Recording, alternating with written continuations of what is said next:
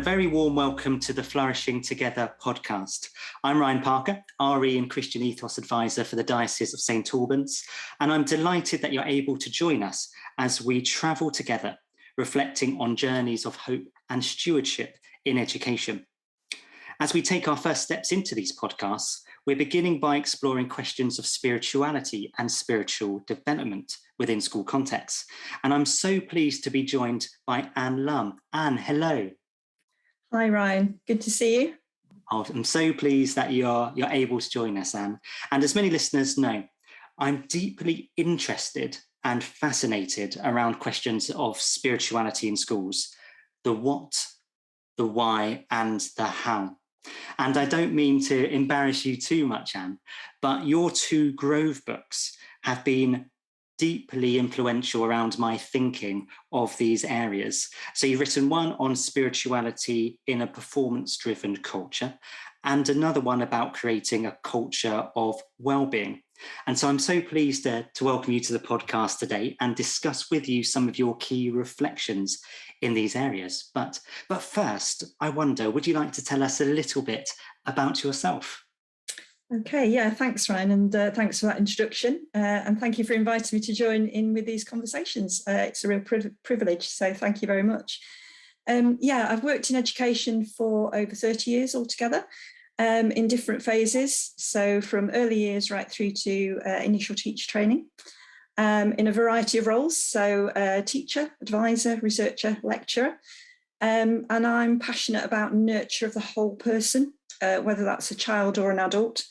And I'm also passionate about ways of supporting and enabling the creation of an environment where everyone can flourish and maintain their well-being, both physically, emotionally, mentally, and spiritually.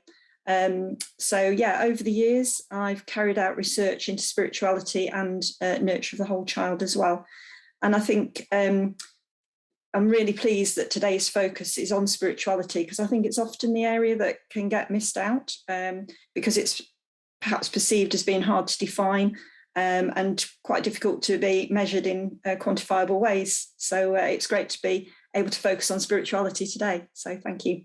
Oh, thank you, Anne. And I'm so delighted you're able to join. So I know you've done lots of thinking and reflection in this area, and you're absolutely right.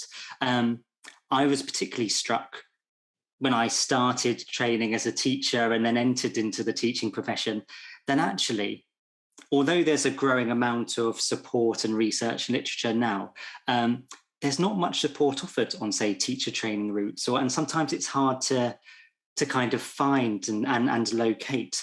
And coming to this kind of thinking about what is spirituality, what do we mean by it? It's sometimes it's quite hard to define. And I don't think that's necessarily a bad thing. I'd much rather that there was kind of rich discussions of what this concept, this idea could be, rather than it being kind of fit neatly into a box and pre-packaged of, here's spirituality, here you go. It's not something that can be opened up or discussed or wrestled with. And, I think that's where lots of those in the teaching profession, lots of school leaders, they want to kind of go on that journey of, what does it mean for me? What does it mean in our school context? So I wonder, from your perspective, what's your understanding of spirituality? Yeah, I think you're absolutely right. It's good that we each get the opportunity to kind of wrestle with that for ourselves, as you say, rather than just taking on board someone else's definition, perhaps. I think for me, spirituality is about the recognition that there's more to life than just what we can see in front of us. My thinking kind of has developed over the years, but continues to grow and develop as well. And I was listening recently to a podcast on science and faith, and how some scientists working on the Hadron Collider project relate to having a spiritual faith or a religious faith. And one of the people interviewed spoke about the discovery of dark matter. So this is very much in layman's terms, because I didn't really understand all that they were saying, but basically all the stuff in the universe that we can't see that's actually greater in mass than what we can see. So I can't comprehend how that works, but it makes me go, wow. And makes me think that maybe science fiction, like Doctor Who, for example, is closer to truth and reality than we realise. And I think it's also about how we relate to ourselves, to each other, the world around us, and the divine or God. And to use Rebecca Nye's phrase, she talks about relational consciousness. And having said that, we don't want to necessarily take on packaged definitions, I do actually like Rebecca's simple definition of spirituality being something around God's ways of being with children and children's ways of being with God. And I think that's quite a helpful hook, if you like, and way into thinking about and discussing spirituality. Yeah, thank you. And I think Rebecca Nye's work around this relational consciousness of spirituality perhaps being all about relationships, relationships with self, with others, with the world, and for some to God or something divine. I think that's been really useful. And I've been struck particularly how when I've been exploring and discussing this with school leaders, they've thought, well, actually, don't we do so much already in the natural life of the school, be that curriculum, be that worship, be that extracurricular stuff? And I wonder then, in your opinion, we may think about spirituality as much as we like, but for you, why do you feel it's an important aspect of school life to consider? So we haven't got that long this morning. So just to try and distill it down a little bit, I guess the bottom line statutorily is that both Ofsted and SIAMS have a remit to inspect the provision of opportunities for spiritual development, but that's kind of very much a baseline, and actually it's far more important than that, isn't it? So I think all schools need a shared understanding of spirituality, so that they can think about and meet the needs of the spiritual needs of children and adults, can be addressed and met and thought about alongside mental, physical and emotional needs, because it's about the whole person, and it's about how that spiritual side of things can contribute to well-being and flourishing. And I think that's become especially important as we've emerged from the pandemic and all the lockdown restrictions, just having those spaces to acknowledge how difficult it's been on all sorts of different levels, and yeah, not just physical, not just emotional, not just mental, but actually spiritual as well. And I've been thinking a bit around and considering the whole area of lament recently, as well as kind of spiritual aspect of our lives that in the West we don't really tackle that well or acknowledge that well, and that actually we've had tough times and sometimes we just need to sit with that. And have that moment of lament that the Bible explores so well and so deeply. And that can help us, I think, just to say, yeah, it's okay. I don't feel great at the moment. And spiritually, I do feel low, but actually God's got this.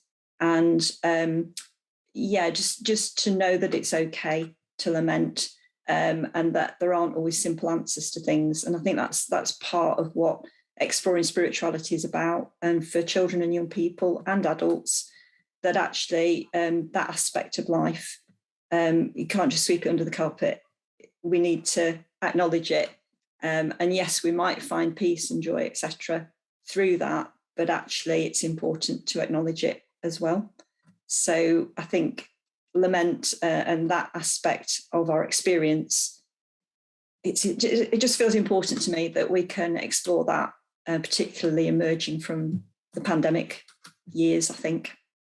Oh, absolutely. And there's so much from your words there, Anne, that I think we could draw out. And certainly this is an area which I feel schools are more and more interested in, this area of spirituality and its development, because it is so important to the holistic flourishing. There's so much that we do in schools to contribute to the flourishing of pupils, and spirituality is such an important area there. And I'm conscious that each and every school is on its own unique, bespoke journey in thinking about this area. And of course, often that starts with the what of spirituality, and then the why of spirituality, just like we have so far in our conversation. But then it's taking that next step about the how question. So let's say a school has thought about the what and the why of its spirituality, and its understanding of spirituality, and wants to move forwards. For you, how might schools, what wisdom can you give for schools who are thinking then about how might we go about creating the right conditions for spirituality to flourish? Yeah, I think you're absolutely right, Ryan, that it's important that every school and leadership in every school kind of recognise where they're at on their journey. So some of the things I might say, some people dropping into the podcast might think, oh yeah, we already do that, we do that. It's just kind of bringing a few things together, I think, a few thoughts. So I think it's about ultimately creating a whole culture where there are spaces for spirituality and flourishing that are both intentionally created spaces, but also that we allow opportunity for spontaneous spaces. So these can be physical space, they can be subject spaces, they can be spiritual space, they can be relational space, so all sorts of different spaces. And a lot of people now kind of talk about safe space, and that's really, really important. But it's how we create those in those different sort of areas, I think. And as children and adults get used to the intentional or planned spaces that we can create in each of those areas, that can then form a framework for daily life in school. And ultimately, with any framework, you want to not have to be continually thinking about it and ticking it off and thinking, yeah, we've done that. But actually, there should come a time when the school culture shifts from that kind of ticking off, making sure we're doing the things we need to do, which is important. But actually, we want to be moving towards spirituality, actually being woven through the whole fabric of the school community. So it's not something we have to do or fit in or add on as an extra thing to squeeze into the day. It's actually the way we live and the way we are.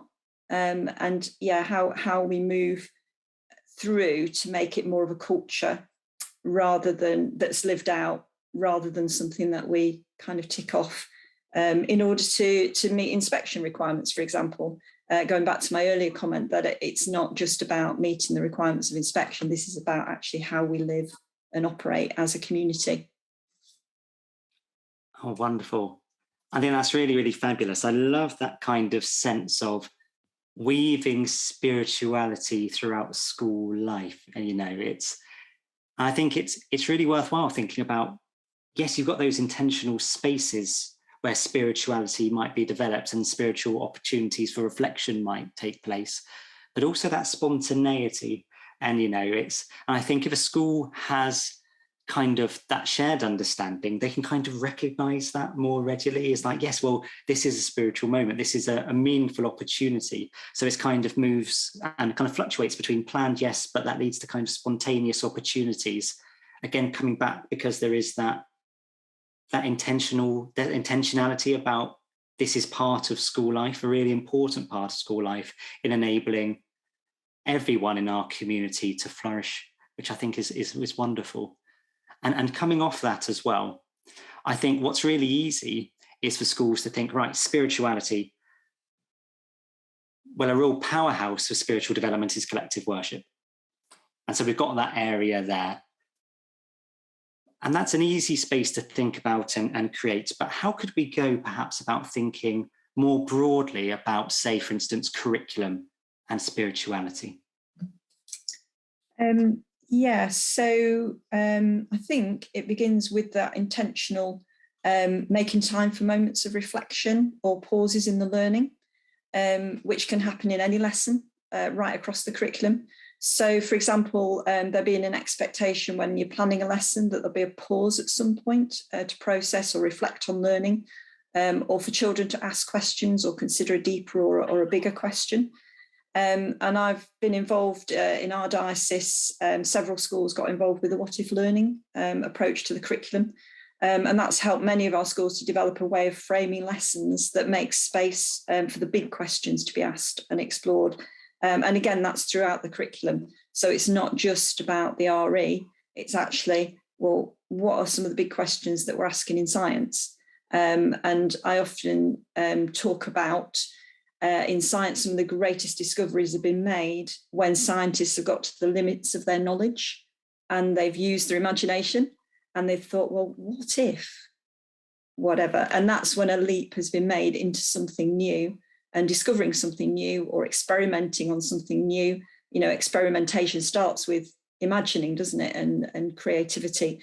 So I think it can start in small ways and gradually build up, so that eventually, again, teachers do this automatically and they don't always have to write it down. I know in one of the schools that I was working on the What If Learning project, they introduced it, and I did the training with the staff, and they said, right, on your planning, make sure you've got a box as a reminder, what's our big question in this lesson, or what's the what if question to begin with. But then as they got used to doing that, they didn't need that, because they automatically thought about it as they were planning.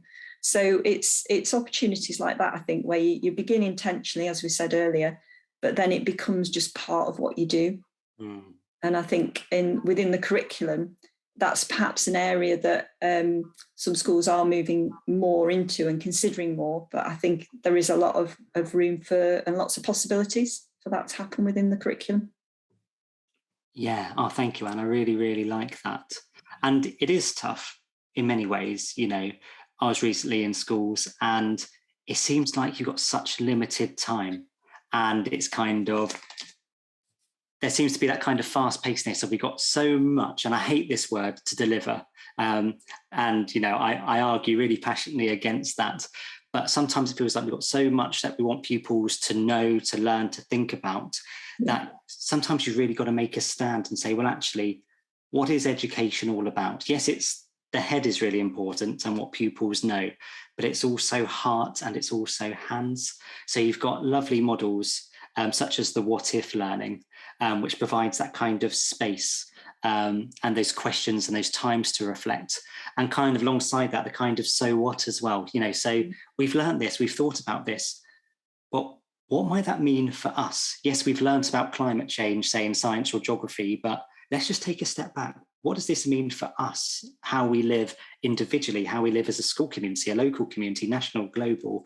And I think that's really powerful. So I'm interested then, thinking about this kind of whole school intentional approach. For you, how can or might a whole school approach to spirituality and well-being be developed? Yeah, so I think perhaps we just need to take a step and think about how spirituality relates to well-being, and then think about how we develop that as a whole school. So I think, as I said earlier, it's in order to be whole people, we need to pay attention to our spiritual lives as much as our physical, mental and emotional lives. So I often ask the question, when we stop doing, who are we being? And or we might ask the question of all members of the school community, who are we becoming as well within that? And I often sort of look at, obviously, Jesus' example in the Bible, where we see Jesus living God's best way, as it was intended we should live right from the beginning of creation. And throughout the Gospels, we see Jesus being the calm centre in the midst of life's storms. So sometimes those are physical storms, sometimes emotional, mental or spiritual. So I think for me, we should perhaps be asking, when we face our own storms, not what would Jesus do, but who would Jesus be? And I think one of the greatest gifts we can give the children and young people in our care is that gift of developing a calm centre.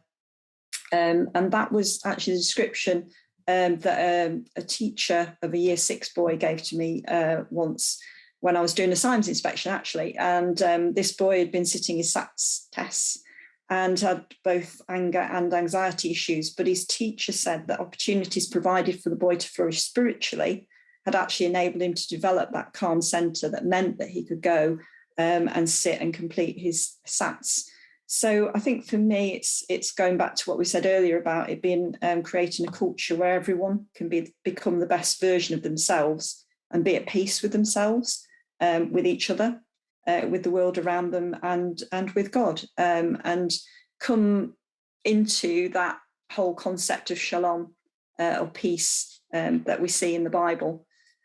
So I think that's kind of an important area of development within our schools, to then link into well-being and creating that sense of calm and peace, That doesn't necessarily mean that we're going to be immune or cut off from the difficulties. We talked about that earlier.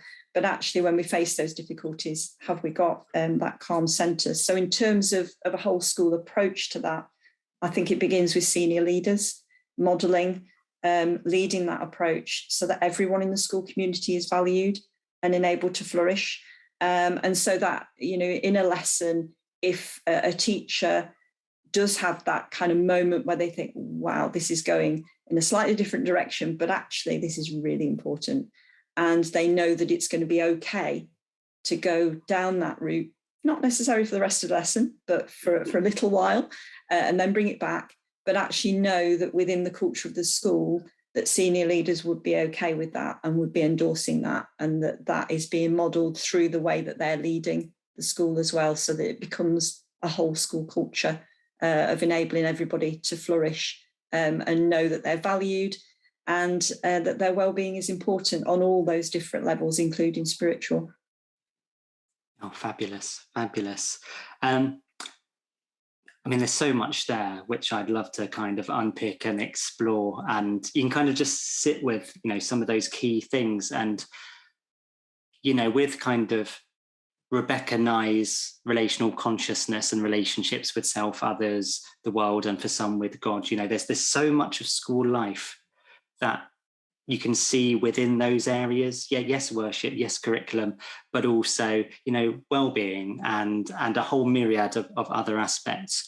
And, you're reflecting on the ministry and person of Jesus within there. And, so often through the Gospels or the Psalms or through Genesis, you can see that focus on good, healthy relationships with others, with God, with self, with the world. And, how within that culture of Jesus's ministry, he took time out to reflect, which helped him to navigate and go forward more purposefully.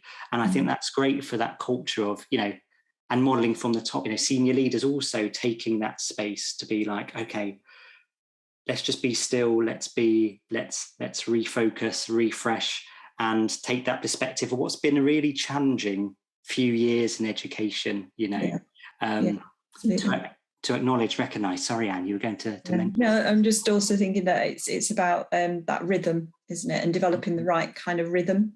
I think it was Kate Coleman in her book on leadership, women in leadership, and actually I heard her speak on this as well. And she was talking about developing an appropriate rhythm. So whether that's a rhythm during the day or on a longer period during a week or a month, acknowledging and recognising, there's going to be really busy times, but build into that some opportunity to pause and to reflect, to pray if you're a praying person at appropriate times. And it's possible to do that even on a 90-minute cycle. It doesn't have to be a really long cycle, but again, it's just modelling that and enabling people to kind of draw from that what is appropriate for them. But that whole area of developing a good rhythm so that you're operating out of rest and not out of rush. I've just made that up, not.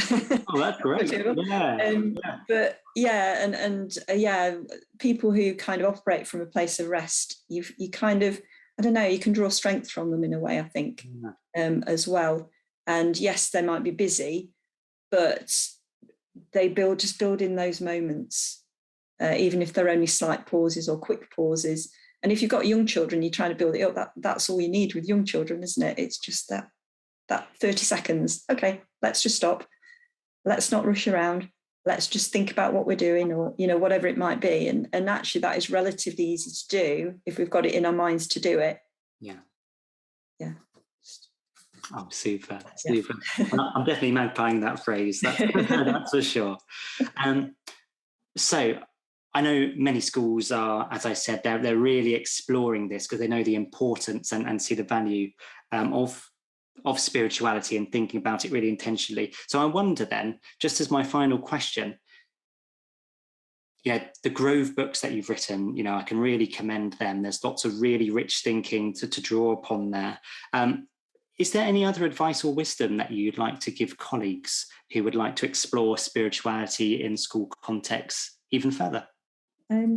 Yeah, so you're right, there's lots of resources out there, but I would highly recommend the materials that Diocese of Gloucester have produced recently on their website. They've done some great work on developing a language for spirituality, which I've explored a little bit with one of my schools that they really appreciated. So, but I think other top tips might be around starting off by agreeing a whole school definition of spirituality. Not to say that that's going to confine you to that definition, but it just gets people talking, going back to what we said at the very start, that we're all on a journey. Every school's on a journey. They'll be at different stages. But actually, rather than just assuming that everybody has the same understanding, have those conversations. And also so that if you've developed that understanding and language, when you get new staff joining, it's then easier to explain, well, this is kind of where we're up to on our journey. This is what we understand by spirituality. And inviting them to join in with that conversation and to add their understanding as well, so that it becomes owned by everybody, and not just set in stone. This is what it is, and this is how we do it. But actually, inviting people in to the conversation and into the journey. I think consult if you're a church school. Talk to your diocesan education team. For any school, look at those Diocese of Gloucester materials. But I think the key things for me are begin in small ways, but enable everybody to be involved in creating those spaces to explore spirituality. And I'd suggest it's not just about teaching staff or TAs and in the classroom, but actually if you can encourage all staff to join in with that conversation. Some of the most meaningful conversations can take place on the school playground at lunchtime with a midday supervisor. So do they have that understanding as well, for example? Or in a big secondary school, it might be for a student that a safe space is a member of the office staff or someone in the library. Do they have that understanding as well? Are they able to create those spaces for students? Be intentional, as we said earlier, but also make space to be surprised. I think that's really important. And keep asking that question, who are we becoming? I think hopefully that kind of summarises some of the things that we've just been talking about. Amazing. Well, can I just thank you so much, Anne, for taking the time to contribute to this podcast, to help us think about our own journeys in hope and stewardship as we seek to flourish together in school contexts. So thank you ever so much, and lots and lots to reflect on. So thank you. Thank you, Ryan. It's been a pleasure. Thank you.